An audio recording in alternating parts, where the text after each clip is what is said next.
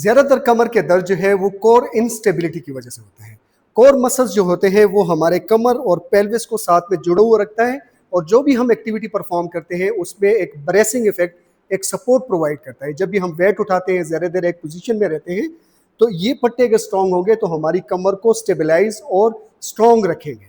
तो इनके वीकनेस की वजह से लो बैक पेन हो सकता है। कुछ एक्सरसाइज बताऊंगा तो कमर का दर्द कंप्लीट खत्म हो जाएगा और फ्यूचर में रिकरेंट आपको पेन नहीं होगा। आपने करना क्या है, सबसे पहले पेशेंट को दोनों हाथ आप आगे रखें और हाथों पे उठ जाए। इसको प्लैंक एक्सरसाइज कहते हैं। इसी पोजीशन में नी, हिप और बॉडी को स्ट्रेट रखना है और हाथों के ऊपर रहना है।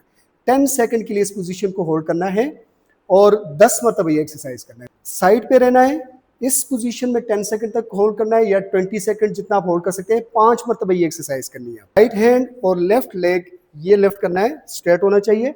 10 सेकंड तक होल्ड, फिर लेफ्ट हैंड और राइट लेग को ऊपर उठाना है 10-10 मरतबा 10 सेकंड के लिए होल्ड करना है।